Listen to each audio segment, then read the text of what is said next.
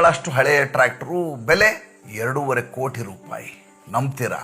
ನಿಜ ಸ್ವಾಮಿ, ಘಟನೆ ಹೇಳ್ತೀನಿ ಕೇಳಿ. ಪಂಜಾಬ್ದ ಜಲಂಧರ್ ಇದೆಯಲ್ಲ, ಅಲ್ಲಿ ಶಹೀದ್ ಭಗತ್ ಸಿಂಗ್ ಚೌಕ್ ಅಂತ ಒಂದು ಚೌಕ್ ಇದೆ, ಸರ್ಕಲ್ ಇದೆ. ಆ ಸರ್ಕಲ್ನಲ್ಲಿ ಒಂದು ಅತ್ಯಂತ ಹಳೆಯದಾದಂಥ ಗುಜರಿ ಮಾಡೆಲ್ನ ಟ್ರ್ಯಾಕ್ಟರ್ ಇತ್ತು. ಸಂಪೂರ್ಣವಾಗಿ ತುಕ್ಕು ಹಿಡಿದಿತ್ತು. ಯಾರೂ ಅದನ್ನು ನೋಡೋರ ಗತಿ ಇಲ್ಲ, ಸ್ಕ್ರಾಪ್ ಥರ ಬಿಟ್ಬಿಟ್ಟಿದ್ರು. ಒಬ್ಬ ಯುವಕ ಆ ಟ್ರ್ಯಾಕ್ಟರ್ನ ಶೂಟ್ ಮಾಡ್ತಾನೆ. ಶೂಟ್ ಮಾಡಿ ಸೋಷಿಯಲ್ ಮೀಡಿಯಾದಲ್ಲಿ ಅಪ್ಲೋಡ್ ಮಾಡ್ತಾನೆ.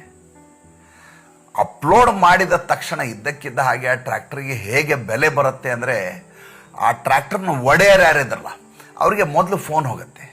ಫೋನ್ ಹೋಗಿ ಹೇಳ್ತಾರೆ, ಈ ಟ್ರ್ಯಾಕ್ಟರ್ನ ನಮ್ಗೆ ಕೊಡ್ತೀರಾ, 28 ಲಕ್ಷ ರೂಪಾಯಿ ನಾನು ನಿಮ್ಗೆ ಕೊಡ್ತೀವಿ. ಕುಟುಂಬದವ್ರಿಗೆ ಆಶ್ಚರ್ಯ ಬಿಡುತ್ತೆ. ಹಳೇ ಟ್ರ್ಯಾಕ್ಟ್ರು ತೂಕಕ್ಕೆ ಹಾಕಿದ್ರೆ 1000 ರೂಪಾಯಿ ಬರಲ್ಲ, 10,000 ರೂಪಾಯಿ ಇಷ್ಟು ಕೊಡ್ತೀನಿ ಅಂತ ಹೇಳ್ತಾರೆ. ಹೆಂಗೆ ಸಾಧ್ಯ? ಸ್ವಲ್ಪ ಹೊತ್ತಿಗೆ ಅಮೇರಿಕಾದಿಂದ ಫೋನ್ ಬರುತ್ತೆ, ಈ ಟ್ರ್ಯಾಕ್ಟರು ನಿಮ್ಮ ಹತ್ರ ಇದೆಯಾ? ಇದೆ. ಎಷ್ಟು ಬೆಲೆ ಅದಕ್ಕೆ? ಇವ್ರಿಗೆ ಏನು ಹೇಳ್ಬೇಕು ಗೊತ್ತಾಗಲ್ಲ, ತಬ್ಬಿಬ್ಬಾಗ್ತಾರೆ. ಅವರೇ ಹೇಳ್ತಾರೆ, ಭಾರತದ ವ್ಯಾಲ್ಯೂಯೇಷನ್ಗೆ 2.5 ಕೋಟಿ ರೂಪಾಯಿಗಳನ್ನು ಕೊಡ್ತೀವಿ. ವಿಶೇಷತೆ ಏನಪ್ಪ ಅಂದರೆ, ಈ ಟ್ರ್ಯಾಕ್ಟರ್ದು ಜರ್ಮನಿ ಅಗ್ರಿಕಲ್ಚರಲ್ ರೆವಲ್ಯೂಷನ್ ಆಯ್ತಲ್ಲ, ಆ ಸಂದರ್ಭದಲ್ಲಿ ನಿರ್ಮಾಣ ಆದಂಥ ಟ್ರ್ಯಾಕ್ಟರ್. ಈ ಟ್ರ್ಯಾಕ್ಟರ್ನ ವಿಶೇಷತೆ ಏನಂದರೆ, ಇದು ಬುಲ್ಡಾಗ್ ಅನ್ನುವಂಥ ತಂತ್ರಜ್ಞಾನದ ಮೂಲಕ ಚಲಿಸುವಂಥ ಟ್ರ್ಯಾಕ್ಟರ್ ಆಗಿತ್ತು.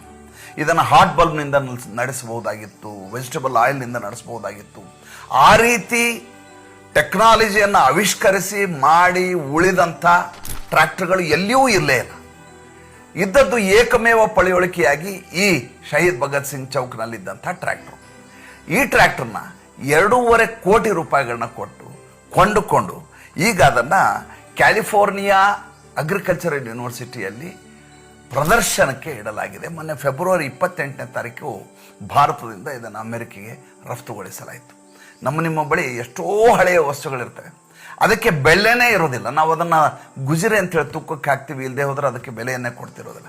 ಆದರೆ ಹಳೆಯ ವಸ್ತುವಿಗೆ ಹೇಗೆ ಬೆಲೆ ಬರುತ್ತೆ ಅಂತ ಯಾರೂ ನಿರೀಕ್ಷೆಯನ್ನು ಮಾಡಲಿಕ್ಕಾಗೋದಿಲ್ಲ. ಯಾವತ್ತೂ ಅದು ಬೆಲೆಯನ್ನು ಪಡೆಯುತ್ತೆ ಅಂತ ಗೊತ್ತಾಗೋದಿಲ್ಲ ಅಲ್ವಾ?